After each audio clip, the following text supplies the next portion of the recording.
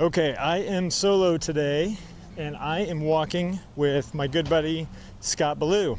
Scott is a filmmaker. He's a musician. He was the head of content at Yeti, which is how we met, making branded documentaries. And he now is the chief creative officer at Tecovas. He also is a Texas playboy, plays on our Sandlot baseball team. And we get into a lot of things as we walk through his neighborhood, my old neighborhood, Travis Heights, here in Austin, Texas. So I hope you guys enjoy this. And Keith, you are missed. All right, here we go. On your left. You're listening to Doc Walks with Ben and Keith. But on the way over here, I was thinking, you're such an interesting combination of so many different things. You're a musician, you are a director, you're a creative director. I knew you, or we worked together a lot when you were a producer. So rather than me describe you, how do you think about yourself? How do you describe what you do? Most days I feel like a charlatan, and that I'm just like faking all of it and trying to fool people, and sometimes that works and sometimes it doesn't. Stop it. If you're faking it till you make it, I think you've made it. I don't know, it's like asking, like I fail at being able to describe what genre of music I am too. I don't know how I really think of myself. Maybe it's kind of a lame question. I mean, do you not think of it like that? Like, you're not like, I'm a filmmaker. You just think of it more as like you're a creative person and it comes out lots of different ways. I think people ask me what I do, I say I make films and music and stuff, but I also help make films and music, and that's like a facilitator of creation. Never said that. I don't know if that like going into that, but I like being in the middle and the process of making things. And sometimes that's songs, and sometimes that's, making brands and building brands. And I think it's all related to storytelling. So you and I met when you started at Yeti, right? So you were what was your title at Yeti? You were the head of content? Yeah. I kind of came into the creative side of things through the back door. When we met, you were coming from Los Angeles as a producer, and you had gotten hired at Yeti to basically help them make this kind of new style of advertising, or at least what morphed into what felt like a new style, right? So the initial job was to start and create and run and figure out, like, I guess what they're calling their documentary short film program. My background was, I moved to LA from here without any clue or ambition or talent, and kind of wound up on sets for movies and TV shows as like a PA, as a guy that got coffee and But wait a second, is that true? Because you have the distinction of, we're about 35 episodes in at this point, and we have definitely never interviewed somebody who has a national championship ring from being on. You were a running back. I was a running back. And you were on the UT football team when you guys won the national championship, right? That's true. So you had to have had some ambition as my... Well, it wasn't professional ambition. I think that's maybe I was kind of like in the moment, and my dreams only existed as far as I could see. And I think a lot of athletes kind of fall into that sort of thing. Like when their sports career ends, what do I do? I didn't have the foresight to, or really the interest at the time. I didn't uncover my passion in high school or college through academics or anything. So it was all sports focused when you were growing up? It was just sports. Like that was what I spent all my time doing. And was it football? Because we also play on the Playboys together, and you are frustratingly good at baseball. Well, you probably come to like every, I don't know, third game or so. But it's like a joke in the dugout that when you get up to bat, you often hit a home run. Well, I think that's the key. Less is more for me. If I bat once every 3 games, my home run percentage is high. The more I bat, the lower that goes down. It's like playing golf. If I play golf once a year, right, I'm really good. If I start playing often, I become worse and worse and worse and worse. So this is an interesting life lesson. It's by design, because the key to it all is to not overthink it. I just step up to the plate once every 4 games. Yeah. Then I have no bad habits in my head or overthinking my swing. You're on this street, right? Yeah. We're walking to my old rent house, and this will now be the 2nd episode where we are walking by an old rent house of mine. We did this on Beasley's Oh, really? episode. Yeah, we walked by where he and I lived together when I first moved to Austin. Katie and I used to live on this street, and this is right when you and I started working together. And I remember you dropping by this house and looking in one of the windows, and we were watching Three Amigos. Yes. Well, Or maybe- I or wasn't maybe it was like a great keeping. outdoor. I didn't have like binoculars or anything creepy. I think I was dropping off some DVDs or something. You were definitely coming by for a reason. But I Yeah. remember you sort of like you walked in, and I think it was Three Amigos. It may have been The Great Outdoors, but you took particular delight in the fact that you were like interrupting us watching a. Well, I knew we'd Yeah, be friends 80s after comedy. that. Yeah, there's some good campfires in this house. Yes. Yeah. We had many a party in this place. Oh man, and look at this. Like, that was definitely not there when we lived here. That thing seems way too big for that lot. I prefer that brick. At least they chose like a cool old Mexican brick than like the white space barn. Oh, here she is. This is the yellow tape from here through their windows, and there's still a crime scene. And this is it. This is the old rent house right here where me and Katie lived during COVID. It's where young love started. That's right. So we were talking about how growing up you were focused on sports, and it wasn't until you moved to LA, stopped playing sports, that you became. Well, first I you sold found your insurance. love. I was an insurance salesman You for 6 were? months. I didn't Yeah, know this that's about what you. insurance seems to be a good profession for all ex-athletes who have no clue what to do. I did that here for 6 months. Turns out that was not my calling, and moved to LA just really on a whim. And the goal, I don't know if I'd call it a goal, but I moved out there, and at the time my buddy Jesse Woods was a musician. He was playing football at A&M when I was playing at UT, and I thought he had a lot of promise as a budding folk singer. And so I went out there, and I think my idea as a 21-year-old, I was going to be like a music manager, a music mogul.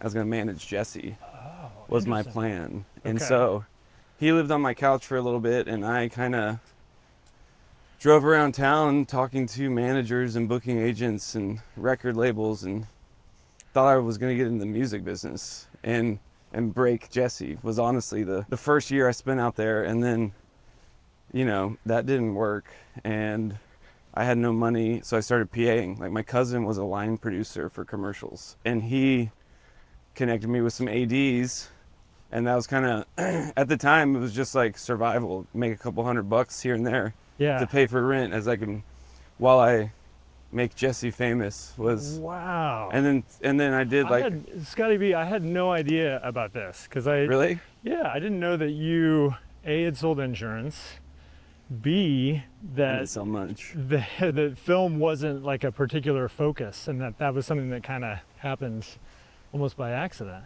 That's It happened, it's like it happened by accident, and it took a long time to happen to what I'm doing now. I started out as a PA, Mm-hmm.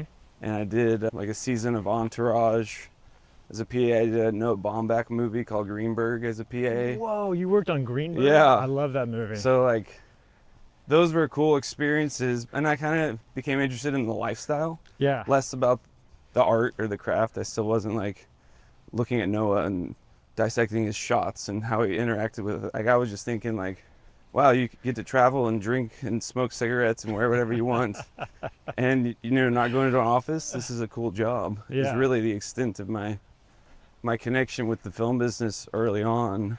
And this is like early 20s. This right? was like 22, 3, 4. Okay. Is when I kind of moved out there and Should we go this living way? in Santa Monica.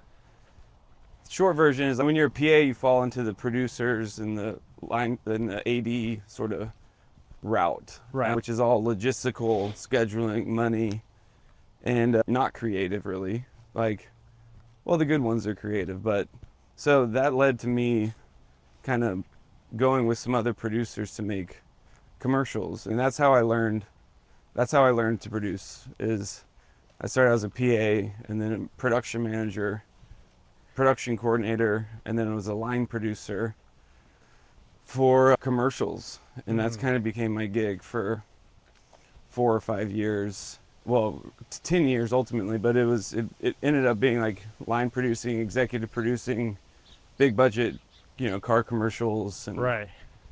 ad agency stuff, and that's what led to the Yeti thing. I produced Yeti's first broadcast spot.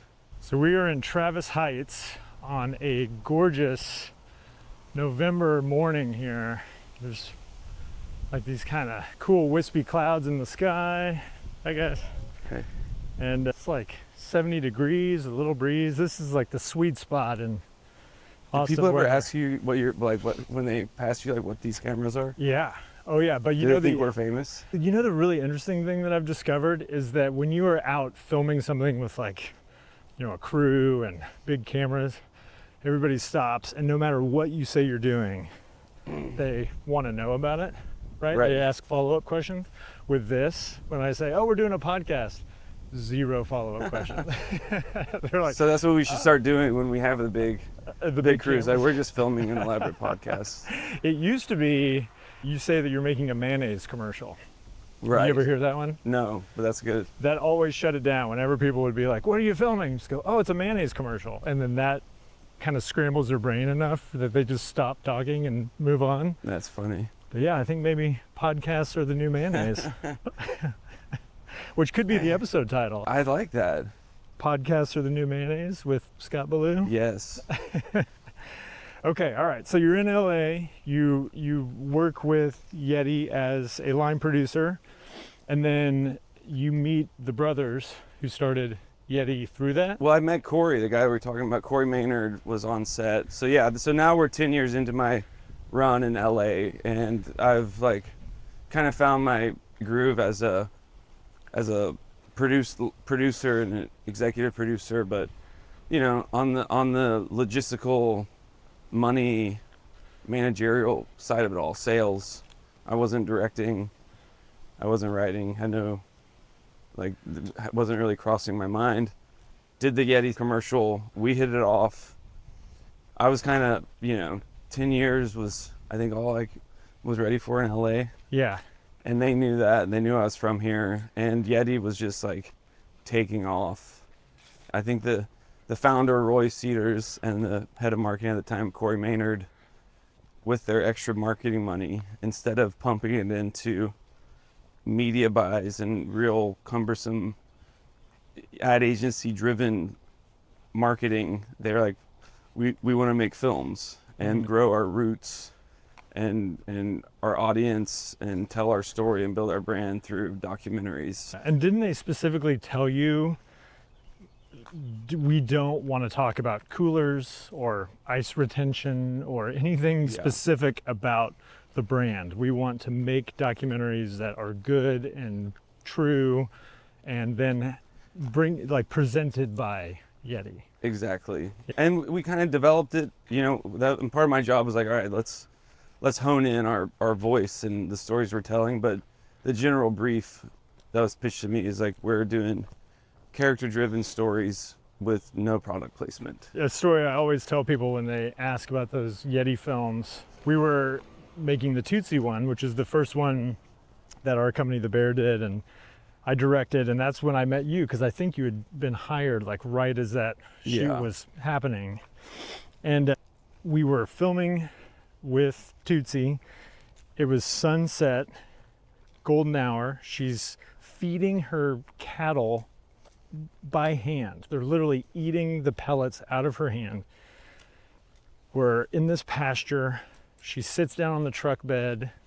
She picks up a Yeti tumbler, takes a sip, and the sunlight glints off the logo on the bottom. And I was like, oh, I mean, there's our shot. Like, that's 100%, no question, gonna be in the cut. And so we put together our first edit of it, and that shot is highlighted. And your note was, no, take that out. Yeah. And it blew my mind. And then I realized, like, oh, this is something totally different. Like, this isn't about trying to highlight the product in some cool way.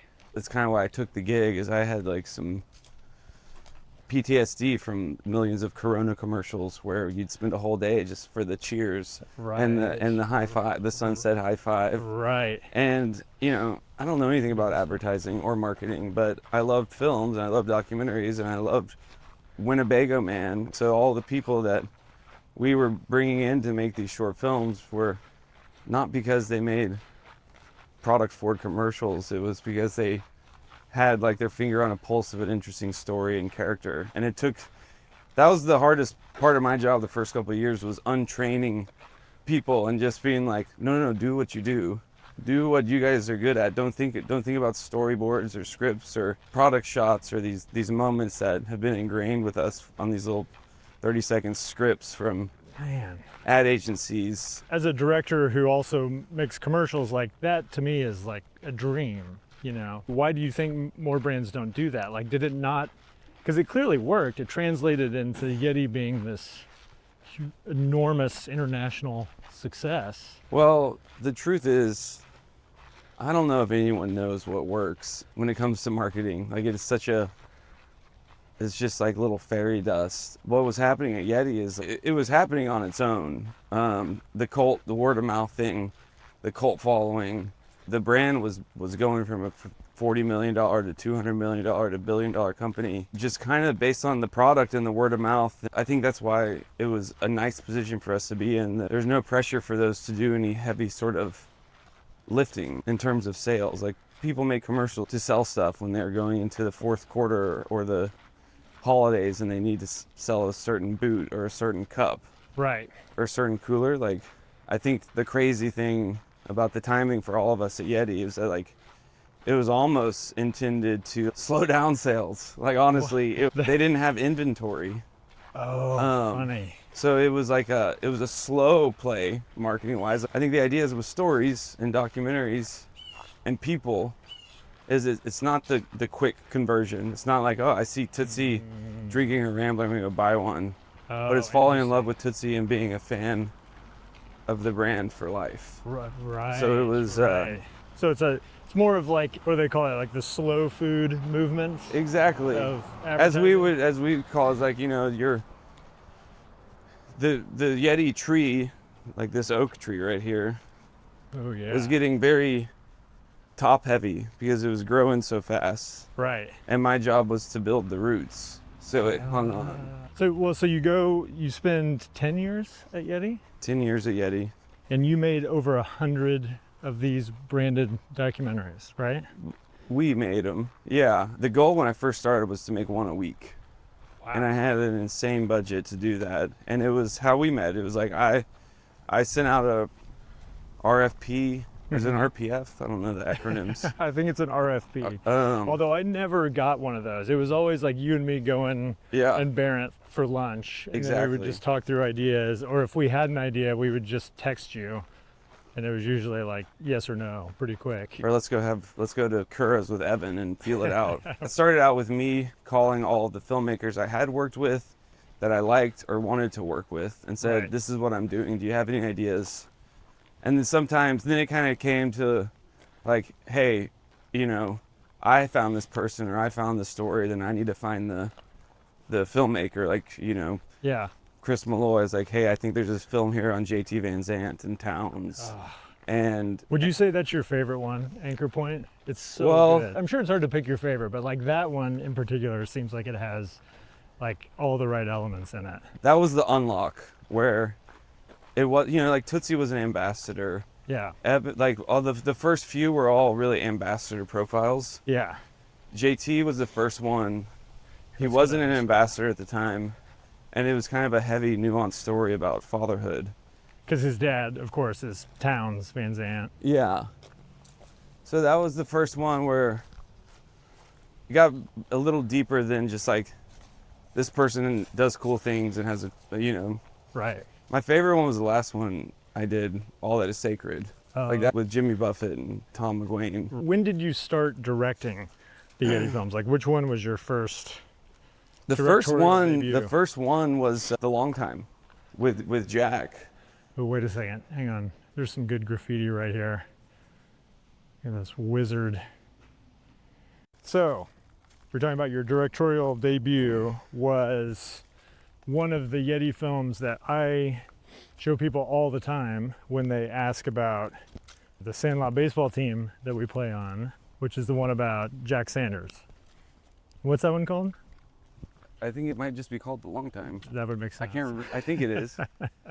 That's the name of the field where our Sandlot team, the Texas Playboys, plays baseball, the long time.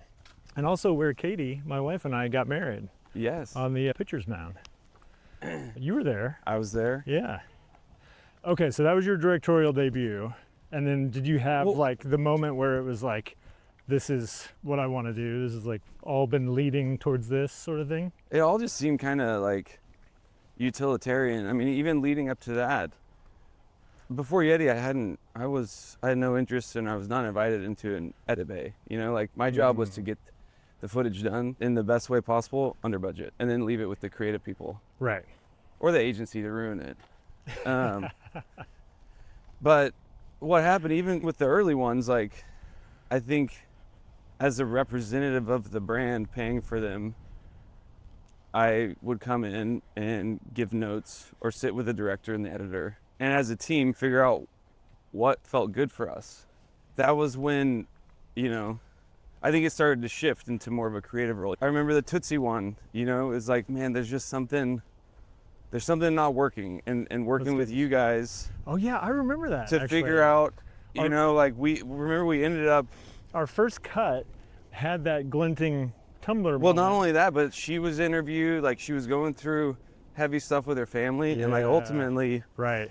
we're like, what if we just don't have her talk at all to the very end? Yes. Yeah. you Yeah. know? And right. like that was, there's a lot of, all of those films, it was like each one was a film school for Right, me, you right. know, and like a lifetime exercise of how do we get this story told in a new and interesting way, because I Yeah. was doing 20 at a time. So I had the advantages of like, well, this one feels like this one feels like that. Right. So I had to go into all these edit rooms with you guys Right.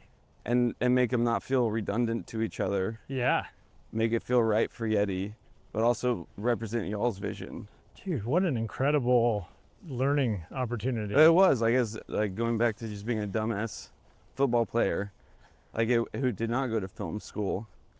I learned a lot from you guys and having these conversations, and it was a bit of a new medium for a lot of us. Like everyone had done 90-minute films. Yeah. Everyone had done 30-second commercials. Sure.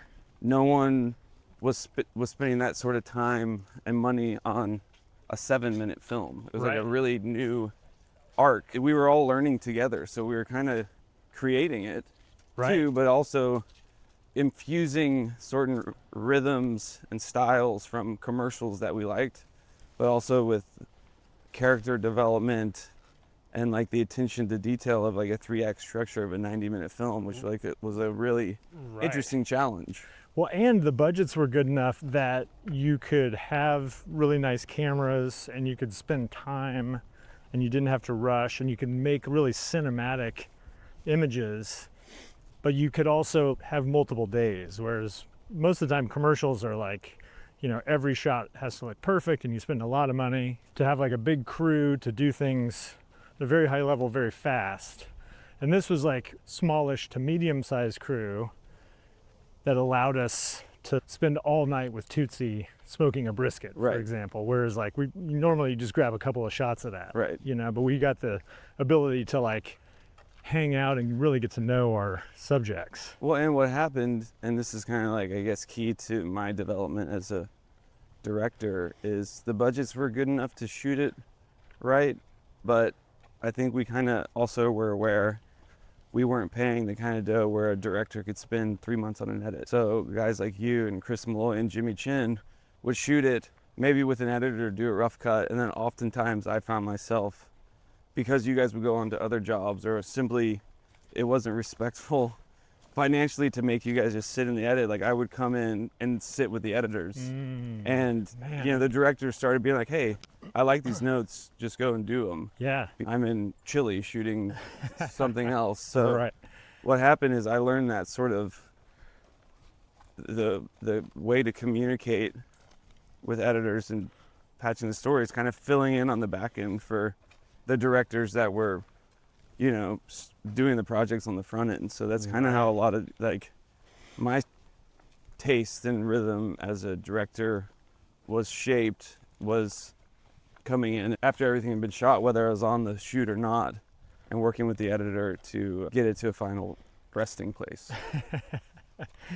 I can't imagine a much better like way to learn how to be a director, because so many great directors start as editors. Hal Ashby is like a famous example, you know, and his unique sensibility and rhythm and all that came from him understanding how every shot was going to work together.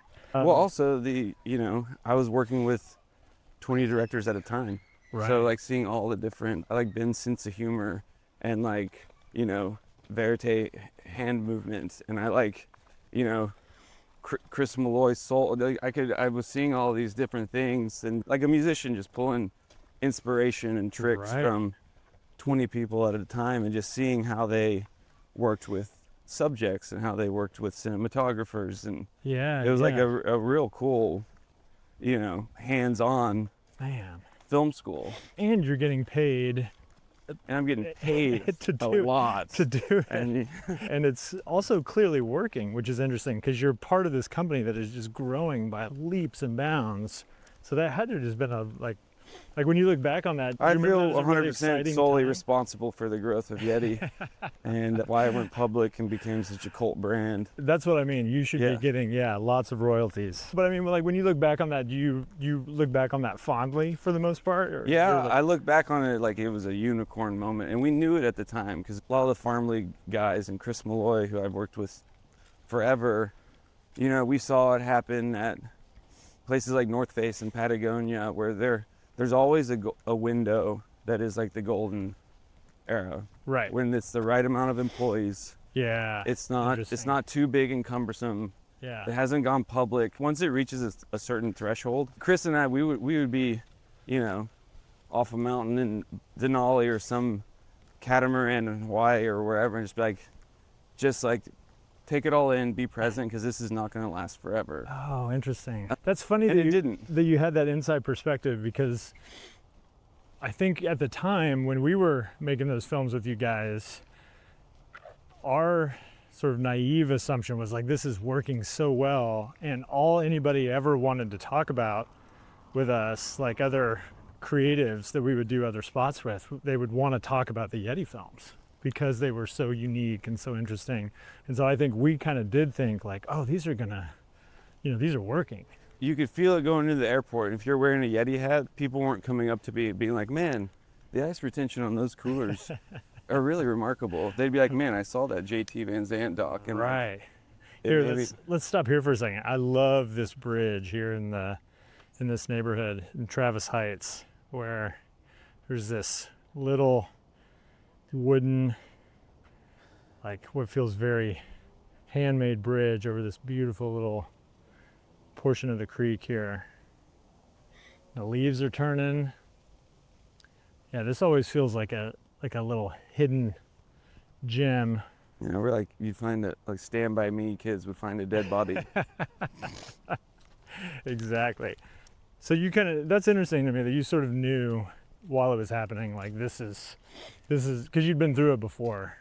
Been through before. People, you know, when I was there, Yeti went public, brought in Corey left. They brought in some new marketing people that I think have pressure to grow. Yeah. You know, to grow and to prove what's working. Like the films and a lot of the marketing is intangible. You know, we feel it being out in the world, but there's no, like, how many coolers did this Tootsie film on YouTube sell? Right. Like, there was no real concrete evidence. So when a company's sole objective is to grow, it becomes harder and harder to do some of the more esoteric storytelling efforts. So your last film at Yeti is the 34-minute film about Tom McGuane and Richard Brodigan and Jimmy Buffett.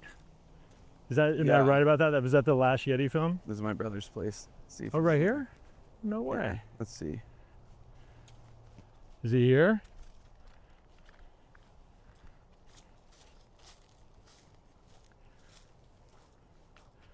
See, this is what you did to us. Me and Katie. There's his dog. That's Diane Keaton. That's the dog's name? Yeah. Diane Keaton? Hi, Diane. Your brother's gonna be like, what? Who is torturing my dog Yeah, out she's here? a yapper. All right, looks like he's not home. But yeah, anyway, so yes, as the budgets got smaller, you know, it became more necessary for me to be involved as a director. It's like, honestly, hey, he is home. We're doing a podcast. Hey. And this is Diane Keaton. Diane Keaton, R.I.P. Oh my goodness. Hey. She loves Uncle Hey. Scott. Look at that. She smells Mickey. Oh, hi. Hi, buddy. Hi, buddy. How's it going? You gonna be on the podcast? Let's go. How you doing? Good. Yeah, sorry to just knock on your window there and barge in. We're just talking about mayonnaise. Ow. Come on. So you were saying as the budgets got smaller, it became... As the budgets got smaller, I started started making a lot of commercials there that I would come up with or write or direct, and it just became like I found my voice and the confidence based on the repetition of making all these films, and then also with the budgets getting smaller, we couldn't afford making as many external films as we started out. Is kind of what happens with all brands. Like, sure, you know, we can't.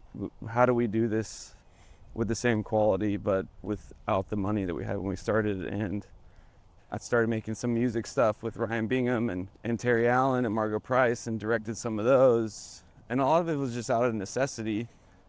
But you're also pitching those ideas as like, this could be a cool way to like reach a new audience of music fans, for instance. Yeah, right? exactly. The Yeti thing was all about dynamics and connecting the dots. How do you connect barbecue with rodeo? And how do you connect rodeo with surfing, and surfing with bow hunting, and climbing with skiing? So Ryan Bingham was a good starting point in terms of music, because he also surfed and he rode bulls. And he loved hunting. So it was a music film, but with dynamic people. I see. And the thing I didn't understand that I love about this is that you and Jesse Woods were friends from way back. And so you start bringing him into the fold of all this. And he starts making a lot of music for the Yeti films. And you start working with, you befriend Ryan, and you start making films with him. And Terry, through Ryan, I met Terry. Okay. And that's Terry Allen. Terry Allen. The famous singer-songwriter artist.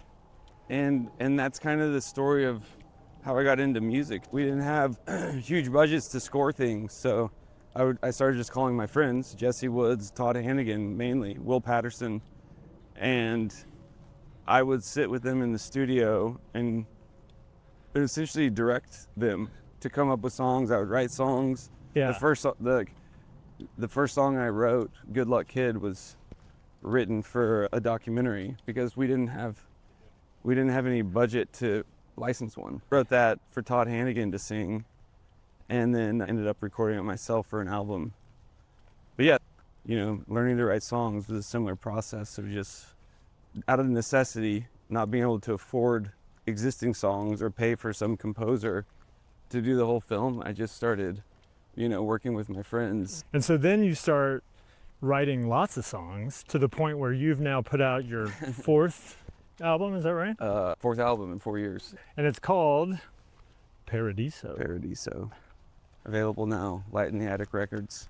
And you're actively touring. You're like playing lots of... Touring is a loose term. Basically, I've taken the Terry method where I'll make an album a year and then try to do one fun show a year, an album release show, and make that fun. And then a couple small things pop up here and there. But because I'm just have a day job, I don't tour. Yeah.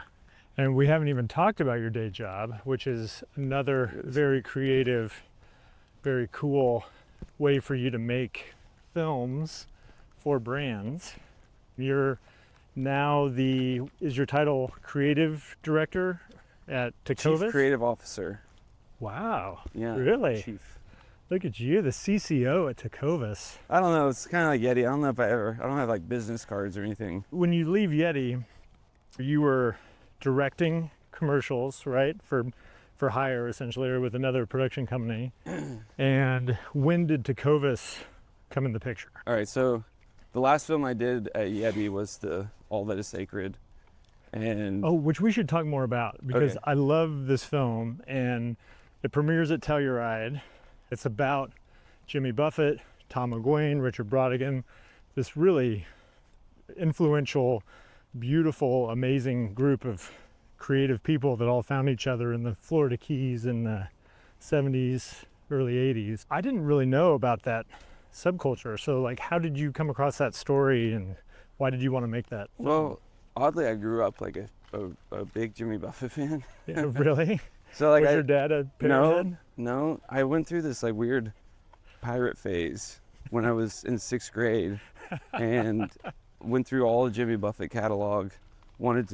I pierced my ear, and wore like one of my mom's dangly earrings, and took out my bed and put in like a hammock, and like tried to sleep in it. Admittedly, I never told my mom this, but it was so uncomfortable. I never really slept on the hammock, but I just slept on the floor. But I just had. But you had to commit to the bit. I committed to the bit. And Jimmy Buffett was writing books at that point, like Where Is Joe Merchant, A Salty Piece of Land, and I don't know. I still don't remember how I got into it, but through all that, I was super aware of Key West. Yeah. And tangentially, Tom McGuane, who's his brother-in-law, and these kind of like these writers that he hung out with. Yeah, and Tom McGuane wrote River Runs Through It, and Tom McGuane is the one that brought River Runs Through It to Redford and said, I think you should make this movie. But he wrote some books, like 92 in the Shade was his first big one, kind of a cult classic. Panama. He wrote a bunch of long form fiction and then a bunch of short form fiction. Anyway, the short version is I grew out of my Jimmy Buffett phase. Cut to like 30 years later, a friend sends me this book called Some Horses by Tom McGuane. Okay. Which is a collection of short stories about horses. Okay. And then also Jim Harrison. Jim Harrison was Tom's best friend and a poet, and he wrote Legends of the Fall. And so this was all at the beginning of the pandemic and coincided with getting to know Terry and making a couple things with Terry, and Jim's poetry and Tom's words and Terry's whole philosophy became the unlock to me wanting to write songs. Say more about that. What's the philosophy? Terry's philosophy is like, you don't have to be one thing and just do it because you love to do it. Terry was a painter, a sculptor, a visual artist, a playwright, a musician, a songwriter, a husband. I kind of just spent 3 years with him and became like part of the family. Started spending New Year's with him and just seeing how he viewed the world and lived as an artist broke it open for me, at least spiritually, be like, I'm not just a commercial director. I'm not just a documentary commercial. You don't have to be one thing. Follow the muse on a daily basis because you want to. Forget about the audience. He was really the only one that was kind of encouraging when I started writing songs.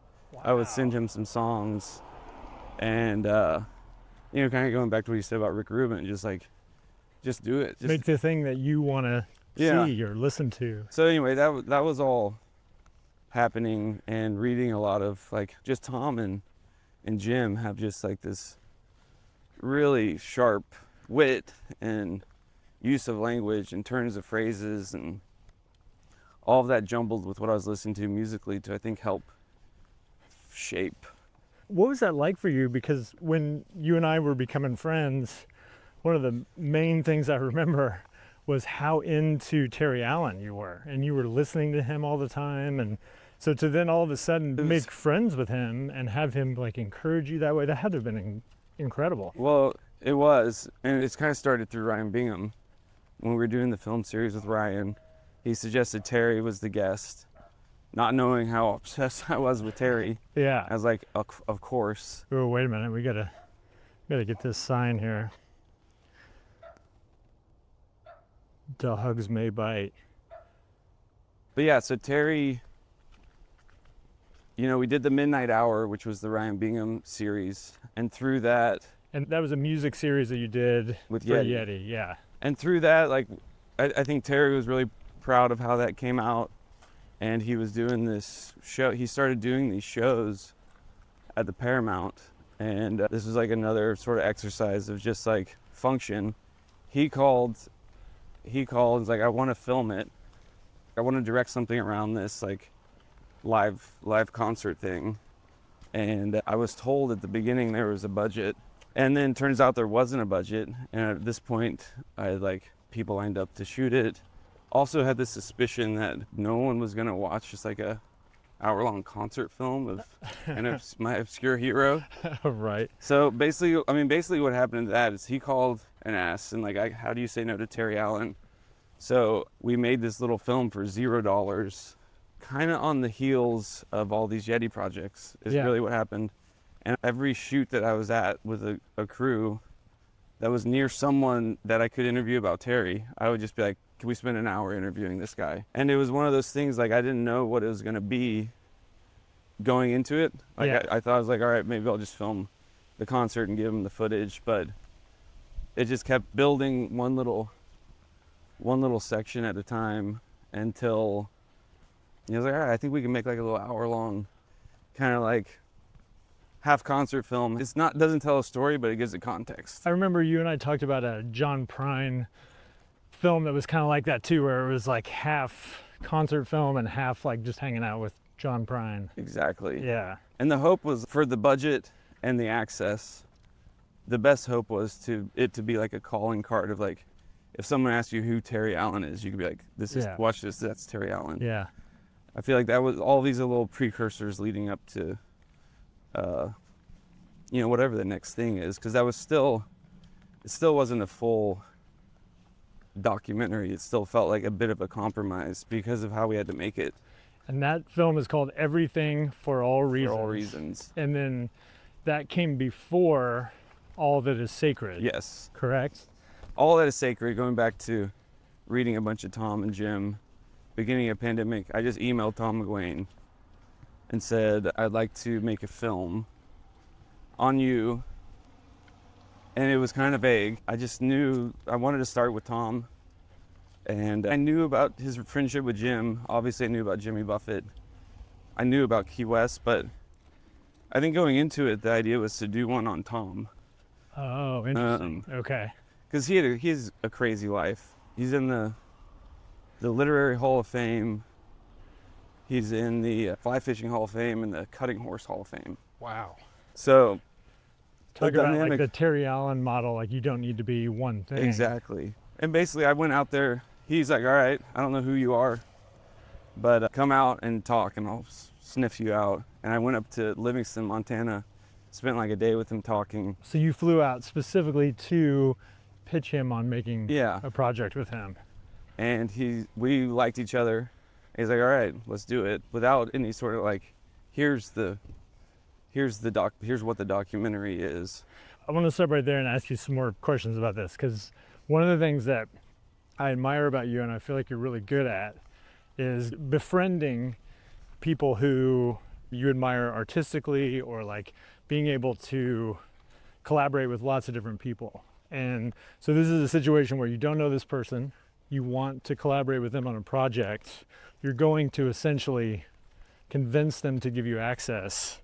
How do you go about doing that? What are you trying to do when you're trying to get access like that? Well, the hope is that you just be yourself, you know? Right. I think going back to what I learned from all you guys and working from all these different directors is how to do that, and the type of filmmaker that I wanted to be was, which I think is limiting too, but it's like the only way I feel comfortable doing is, you know, there's filmmakers like, you can call them like gotcha filmmakers, or the stories that are out there where you're trying to expose someone or Right. you know, extract something. Right. I think all the people that I've always drawn to was drawn to are people that I admired and wanted to learn from, and saw them as like giving a blueprint to the world of how to live and how to think and how to, you know, handle adversity and struggle. So it's like, it's kind of like a one-sided thing that I was interested in as someone who just loved biographies and loved biopics. It's like, how do these people do it? How do these people that I'm inspired by, who are having unique life experiences, how do they do it? I wasn't drawn to these kind of corrupt, fucked up stories where I could expose something or go in and extract. I was like really candidly just interested in people that I looked up to because I wanted to learn. I love that because it's so pure, and you're approaching it like a fan. You're just saying, I like what you do, I want to be around what you do, and I want to like shine a light and help sort of give you a stage or a platform, basically. Well, kind of like what you're doing with this doc. You know, if I was a 21-year-old insurance salesman, the type of films that I feel like I ended up making are the type of films that, had I seen at 21, I would have quit my insurance job and go try to do it. Like a lot of these projects, I don't know if it's good or bad, but a lot of them are started without knowing what the end is going to be. Oh, I think that's the only way to do it. Yeah, I mean, who said it's like if you end up with the documentary that you set out to make, then you didn't make a documentary. You failed. Yeah. And you know, Albert Maysles, who's like one of my heroes, and he's one of the founding fathers of verite documentary, always talked about you just really need to love your subjects. Yeah. And that's the reason you're there. And then everything else reveals itself to you. But if you start from that place of just loving the person you're filming, then it's going to work out. Yeah. And that's what with the Terry thing is like, the goal was, because I always had a hard time explaining who Terry was or why he was so interesting to me, or why he was so out there, why he was so creative. So going into it, I thought, that's going to be the film. I'm going to explain how cool and creative Terry is. Right. And I remember being like a dumbass asking David Byrne questions like that. And David just looked at me like, I'm not going to answer that. This is what makes Terry special. He's been married for 60 years and he has a family and he's genuine and he's kind and he's done all these things while being an artist. Wow. He's like, very few people do that. So like, that was like one of those moments like, wow, that's the film. And that's what it ended up being, is like, yeah, he's creative, doing very interesting work, but like at the core, he's a decent guy that's held it all together and is still married with his girlfriend that they met when they were 12. Wow. And it just struck me as like, that's what David Byrne is impressed by. Yeah. And he's right. So that's going back to the McGuane and Buffett thing, is after the first interview with Tom, which was like, you know how it is, the first one's kind of exploratory. Let's like unpack some things, and then the job of a documentary director is to follow the truth or what's interesting to you. Yeah. And after the first one, it was clear that he had these lifelong friendships that are now gone because of death and age and disease. Mm-hmm. And he hadn't really reconciled with that. And this magical era that culminated in Key West in the early 70s was symbolic of this friendship that became lifelong creative partners and competitors, and all these people were now gone or fading. Jimmy Buffett died right the day that we premiered it at Telluride. I was going to ask you about that. That's so strange and so synchronous, it feels like. You know, like you're making a film about mortality and, like you said, everything you just said, and then when you premiere it, he's supposed to be there, and instead gets sick and passes. Well, Guy, the other subject, he passed away right after we locked the picture. So the last thing he saw was the final. Wow. And did Jimmy Buffett get to see the film? Jimmy Buffett got to see it. He loved it. Wow. Oh, Scott, that had to feel And that's amazing, how dude. you know, it's that's going like, what'd you say, love your, like, I think a goal, and this is, not all filmmakers operate like this, and I don't know if anyone's gonna win an Academy Award operating like this, but so much, I felt like people like TOOTSIE or Evan or JT Van Zandt or Terry, they trust us enough to come in and tell their story. Like, so much of my goal as a filmmaker was to present something that they were proud of. Yeah. You know? Yeah. Which it's hard to do that, to tell a complicated and nuanced story and get some of the darkness and all the stuff necessary to build an arc. Because I think a lot of these things are meant to like destroy people. You know, like a lot of the good documentary, like Jeffrey Epstein is an obvious example. But You mean like instead of being like an expose where it's exposing somebody as like a criminal or whatever, like yours are more from a fan's perspective where you're showing people why they should love them and become fans. yeah, but also showing them their flaws and how they handle that. You know, you can't do just this one-sided Right. puff piece. But and especially now when we live in this era of the Charlie Sheen documentary and the Pam Anderson doc and they're all Beyonce. making it themselves. That's what I mean. Like everybody's an executive producer on and controlling their own story so tightly that you can't make something that's like poetic and true. And No. I always use the Tom Petty documentary as an example.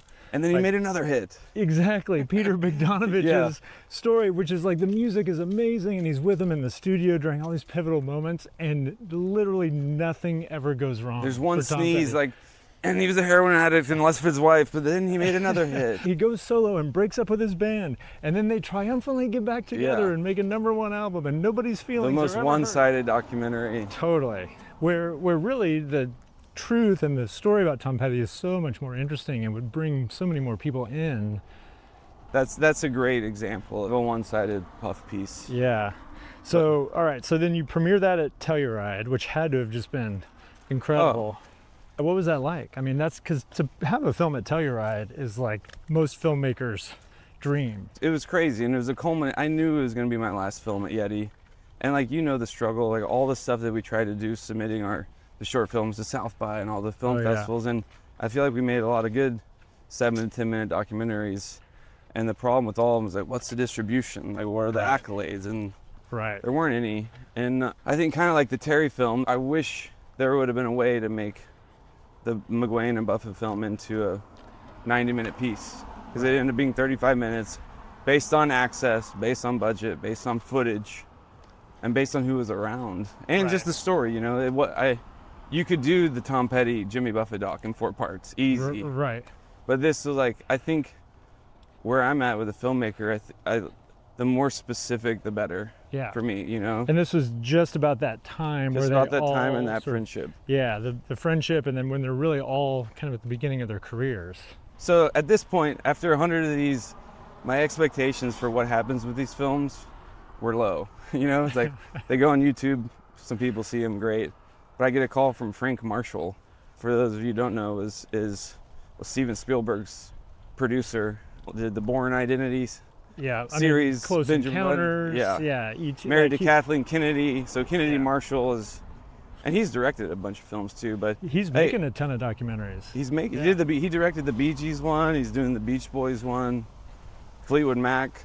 Wow. But anyway, it was cool, and he was friends with Jimmy Buffett, which is how he saw the film. Okay. And Frank Collins like, this Scott Ballew, you know, congratulations, your film's in Telluride Film Festival. It was a surreal experience because that happened, you know, maybe 6 months before Telluride, and then after that, one of the key subjects, Guy de la Valdine, passed away. And you know, leading up to the festival, Jimmy was supposed to be there, and we got word like 3 days before that about his cancer, and then he died the day, and that Friday we premiered it, and Frank and Tom were in the audience. Wow. The day so it was just like a heavy, crazy feeling. Did they come up after and do a Q&A? We did a Q&A, and Tom did one of the funnier Q&As I've ever heard, like in light of the death. But it was heavy. You must have felt like you were almost part of that crew in a way, to be there with them during that pivotal moment. I just felt really relieved that, you know, we were able to capture it and show them. Jimmy was so proud. Like, I think you get, think of mortality and all that. Like, I think part of the film was them finally acknowledging how magical that time was. And with all their success and money, I think everyone has that sort of Valhalla era. So I was just relieved that Jimmy got to see it with his family. I like preserving these legacies and stories, having people be able to watch and learn and get inspired by them, because I think these people that live extraordinary lives, that's how I learn, is through how they did it. I love that. So what are you working on now? Now you're at Tecovas. So I'm at Tecovas. That premiered. Telluride came out, and this is 2023. This came out almost a little over a year ago, over a year ago. So yeah, after 10 years of Yeti, I leave, trying to figure out, write some music, direct some freelance commercial stuff, and then get connected with another awesome brand, Tecovas, who was looking for some help rebranding. Started making commercials with them on kind of like a one-off contract basis, and they liked them, and kind of have since brought me in to run their whole creative department, marketing, and rebrand, which has been fun because it's been a different muscle than Yeti. It's been all real specific, scripted, like short form commercials, and then started to do longer form scripted short stories to test the water there. So was that your idea to go, because you're so steeped in this world of documentary, did you want to challenge yourself and do something new by going scripted? I think, you know how it is, like you do 100 of anything, it starts to feel repetitive. Yeah. And I think that was kind of the feeling at Yeti, is like, all right, how do I make another fishing film interesting or different? How do I feel like we really cracked the code on the 7 to 20 minute short film, documentaries. And so in a way, I went back to the beginning and making these really kind of stylized, cool 30-second commercials seemed like a new challenge. And going back to the necessity of it all, where it's kind of internal, so I'm writing them and directing them and get to do the music for some of them. Let me wax your car for a second, because the first Tecovas commercial that I saw after you took over, we watch a lot of baseball at our house, and it played constantly. Yeah. And it's so good. And you used a track by one of my favorite artists, Dean Johnson. What's up, Dean? That changed his career, like made him a lot more well-known, I think. And then all of a sudden I started to see Tecovas billboards popping up that I'd never seen before. And it seems like you really had an impact pretty quickly over there. It was a little bit of a blank canvas, or it seemed like a new challenge because it was so specific. It was the West. Right. It's fashion, it's music. Yeah. Yeti was everything, all over the world. Right. So you got to like focus in on just one genre, basically. And a genre that I understand. Yeah. You know? So that's been fun. And then now we're at the phase, like, how do we, going back to the storytelling, like every brand, like you said, because of the Yetis, because of the Patagonias, everyone's trying to figure out their storytelling. I had a hard time getting excited about doing more aspirational, character-driven documentaries. So at Telluride, one of the cool things is you meet other directors. I got humiliated meeting Wim Wenders and Werner Herzog, but I met Jeff Nichols. Like, I was sat next to Jeff Nichols at Telluride. Yeah. Two Austin people. Yeah. In a sea of like just crazy, crazy artists. Crazy artists, and we bonded and have been trying to figure out something to do together. So when Tecovas, like, what would be your dream project right now if we wanted to do something long form? Yeah. Them thinking that I was gonna be like, I want to do a documentary on this guy. Right. I called Jeff and I was like, I had this idea for doing like a love letter to Texas, stitching together scenes and characters and themes from like 8 iconic Texas films, and made a little rip out of these old films that Jeff wrote a script to. That'll be like a 7-minute, very specific, stylized short film. And it references like Paris, Texas, and Giant and HUD, Tender Mercies, cool. No Country for Old Men, last picture show. And for fun, we threw in Badlands, even though it's, technically not Texas, but Yeah, well, he lives Malik's here. from here. Wow, man, that sounds like a dream. That's so cool. So it'll be either really cool or the thing that gets me fired. Well, most good things start like that, right? Yeah. All right, so we're here, we're at the end of our walk, and we do a thing at the end called the lightning round. So, what was the first movie that made you want to make films or think about becoming a director? Maybe it's not an easy answer. I think there's like 3 that came out, I feel like the same year that it was Dig, it was the Be Here to Love Me, and the Daniel Johnson Cool, film. yeah. And I'd be lying if I said that those made me want to make films, Yeah. but it was, I saw it at the time in my life where I realized like that I was doing the wrong thing, Well, and interesting about that is 2 of those 3 are Texas stories. I know. Yeah. So going full circle, we ended up making a Yeti film with Margaret. Yep. Jeff was her assistant. Jeff Nichols was Margaret's assistant making that film. And then Which- JT Van Zandt was in it. Which Yeti film was that one that you made with Margaret? Margaret, we did a film called The Jubilee. Okay. About and she pitched, or actually this is one where I found this article about this Jubilee that happens outside of Mobile, Alabama, where she's from. And pitched it to her to direct, and it was great and fun and good experience. The one that I was still in college when No Direction Home came out, the Bob Dylan one. Oh, yeah. And that really messed me up. That wasn't, it was like debilitating. Like it was beyond inspiring. Say more about that. What do you mean? Well- it tipped over. It was like so inspiring that it made you. It was feel so like- inspiring, it made me feel like I would never achieve anything in my life. Like I'm a grandiose thinker. Yeah. And the scale of Bob Dylan's like catalog and Right. and like whole thing, at 20 or 21 years old to see that, my reaction wasn't like I want to go do something special. It was like I'll never do anything special. Right. And it was really cool. I remember with no instinct of that I might be a filmmaker. Just I really liked that Scorsese chose to.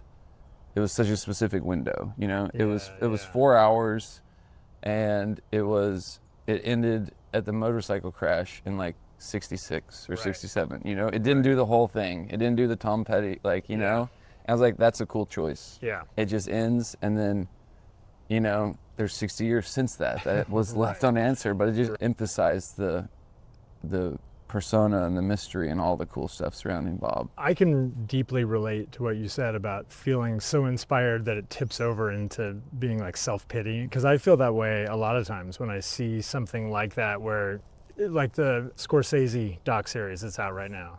I so admire people who just feel so compelled towards one direction that is so clear. Yeah. Because I feel like I haven't had that clarity in my life where it's Yeah. like, oh, this is the thing, and you just like find it early and you just exploit it to its like fullest, most amazing potential. And I suffer a lot from feeling like this sense that like I want to live up to my potential. And so when I get down about that, I can get like in kind of a dark place, like, oh, that means I'm a failure or something.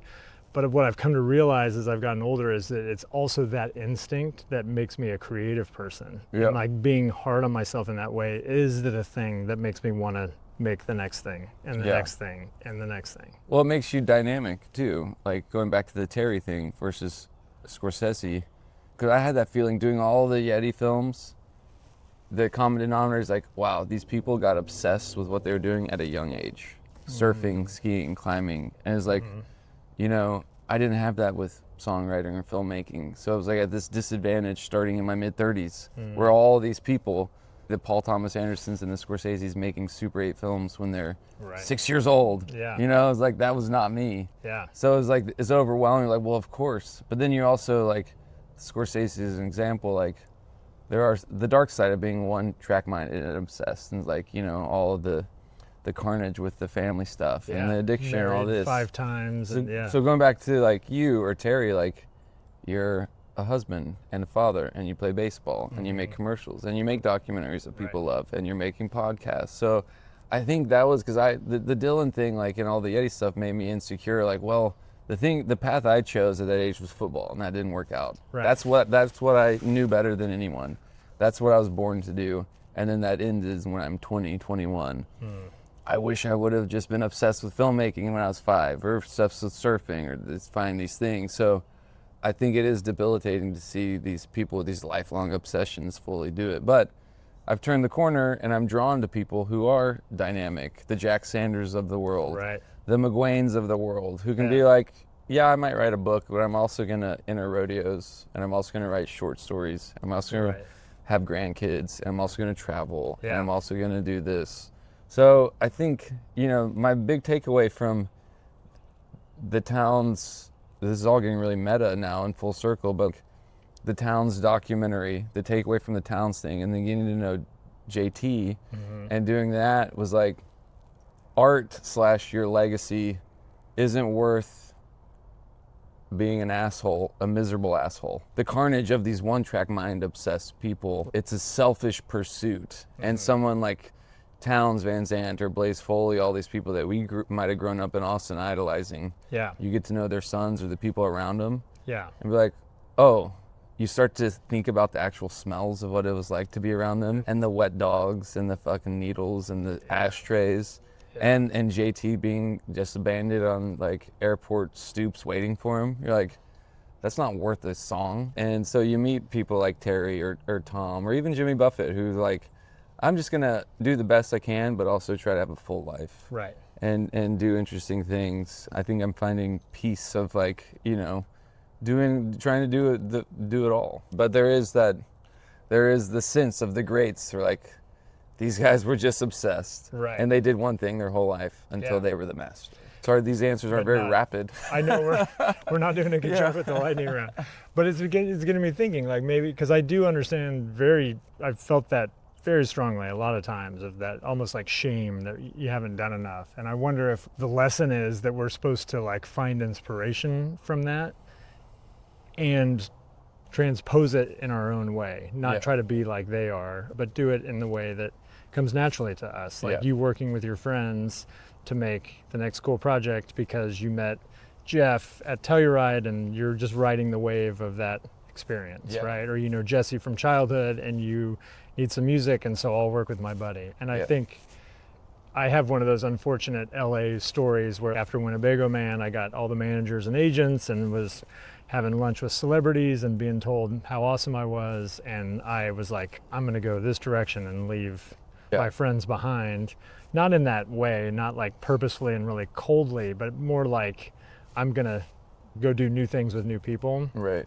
And I wish, if I had to do over, that I would have brought all of the people with me that had helped me make things up to that point, rather than go and just try to like be a stranger in a strange land and almost start over. It's long-winded way of saying that, like, it's a good lesson, I think, to just like be where you are and work with the people who you are around, and take that inspiration from the Bob Dylans and channel it and work through those people, work in that way. I think that's where I've landed. The emphasis being on the process, Yeah, and the yeah. experience, Right. and who you surround yourself with. Because like at the end of the day, Townes Van Zandt isn't around enjoying his posthumous legacy. Right. Right. He died in a trailer park with little friends or little to show for it. I'd rather have fun making something with the people that I love, Yeah. and hope for the best. Then like even some of those Scorsese films, you're like, that didn't look fun to make. So that's always going to be the rub. Yeah. And like, it's just as challenging sometimes working with your friends and the people you love as it is complete strangers, when there's that much emotion and familiarity, and like, but it's like a family. You can have these hard conversations Yeah. and get through it. And making music too is like, I want people in the studio or on stage with me that like I have a good time with and Yeah. I can learn from, and like we're friends, because that's really the only tangible thing that comes from it, is like the moment. All right. Dream collaborator. If you could work with anybody, who would it be?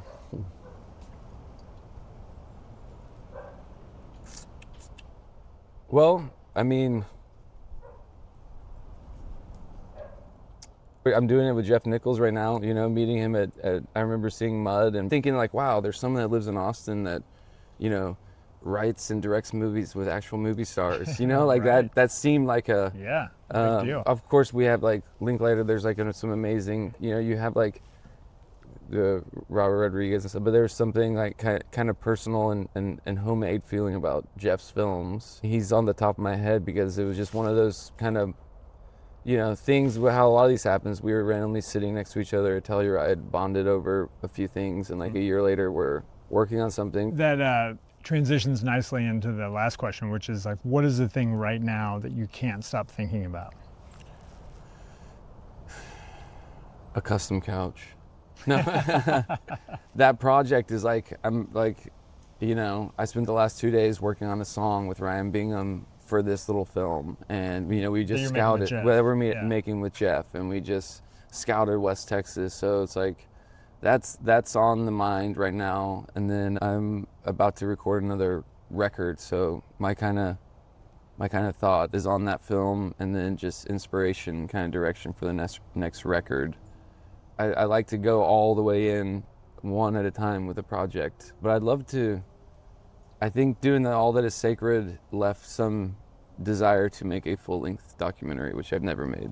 Cool. You know, so I'm kind of just actively thinking about what that could be. Love it. Well, this has been amazing, Scotty B. Thanks for taking the time and going on a walk. Yeah. Is there anything we didn't talk about that you want to? No, I mean, I think give credit. I feel like Winnebago Man fits in that. Like there was such a golden era of that, I guess called mid-aughts, like documentaries, you know, that I feel like did like all of these that you were definitely in the middle of and responsible for, and I think have inspired a lot of people to go out and find these characters. I look at like what's Lance Oppenheimer, you know, there's you know, he's making some good ones, but I feel like in terms of finding the, you know, with Chop and Steel, and like you have that sort of Oppenheimer instinct of like, this is an interesting underworld and capturing the nuance of these people. Oh, so it's shucks. Well, thanks, man. Thank you for waxing my car. I really appreciate it. And to wax yours back, like the Yeti work that we made together, like that TOOTSIE doc is still one of the things that I'm most proud of, and I really feel like I connected with her on a like true like emotional level, to the point where when I go to Snow's, you know, she gives me a big hug. We still trade Christmas cards, me and TOOTSIE, and we made some lifelong friendships, and made like, I feel like these are a gift to a lot of these subjects too, that you guys did. And you know, the whole back to who do I want to collaborate with, like it's hard to answer, because I feel like over the course of the 10 years I was able to do that with you guys, and like got to work and learn from the best and the people that inspired me, behind the camera and in front of it. That's awesome, man. Wow. Can't ask for much more than that. Yeah. So people can find your work. You've got your new record is Paradiso. And where can people find your films and your music? And most of them, All That Is Sacred, the latest one's on YouTube. Everything for All Reasons is on iTunes and Amazon. Okay. And the rest is on my website, leisurerodeo.com. Leisure Rodeo. Cool. Yeah. All right. Thanks, brother. I appreciate it. Thank you. Okay, so that was Scott Ballew. That was Scott Ballew. Apparently, I wasn't actually there for it. Like you, I am just checking in with Scott Ballew for the first time here. Ben, great job. Thank you. You were missed on that walk. I know you have been very busy. Tell us what you've been doing. You know, it's the end of the year, and I'm just trying to get in grant submissions. We're doing multiple grants. I've got 4 projects in development, and each one has like one significant grant or one kind of initiative we're applying to, which means write-ups, tightening up sizzle reels, decks, the whole. You're a real show-off. See, I'm just not as productive. Well, you've got a company to run and business to conduct. Ben, tell me about this T-shirt and our first ever sponsor. Our first sponsor is the Longtime Texas. What is that? It is a venue. My wife, Katie, and I got married there. Okay, but it's a baseball field, right? It's also a baseball field. Scott Ballew and I play on the Texas Playboys, started by Jack Sanders, and that is the name of the baseball field. It's called the Longtime. There's also concerts out there. You can rent it for all kinds of different parties, etc. So the Longtime is our first sponsor, and it makes sense because Scott and I play on the team together. Well, we've been doing this for 9 months, so that's a long time. It feels a real long time. That is a and so truly long thanks time. to Jack Sanders, thanks to the long time. That's right. And if you are considering sponsoring Doc Walks, what will you get, Ben? Well, you'll get shout outs in the episode. We can put your logo in the credits. We can post about you on social media. We can talk you up in the episode. That's right. We can do all that stuff. We're not going to overdo it, right? Because we're still documentary filmmakers, and I mean, Keith might get a tattoo. very, very unlikely unless you hit a certain threshold, and it's high. But anything's possible, folks. You know, our social media footprint is growing That's right. by the moment. That's right. We just passed 400 followers on Instagram today, so we're you very believe it? excited about that benchmark. And next week, we have documentary filmmakers Louis Alvarez and Andy Colker. You know what? I'm not doing it. And you're not doing that one either. I'm not going to go. I'm not showing up for that. I'm going to make you tell me about it after the fact, or maybe Excellent. I'll just watch it like you guys. Louis Alvarez and Andy Coker. Here from New York, longtime collaborators with Paul Steckler. Nice. Episode 19. Ooh, I like that you know the episode number like that. They have been making documentaries together for 50 years, which is amazing. I mean, we haven't even been doing this podcast for a year. Can you imagine 49 more years of this? I cannot. And I have a good imagination. I'm excited about that one. I have spent a good amount of time with Andy and Louis, and they are full of jokes. They're full of experiences. They're full of information.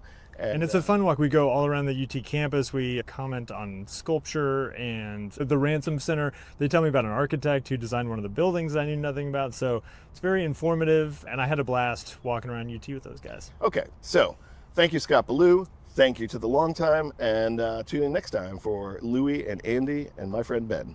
On Doc Doc Walks. Walks.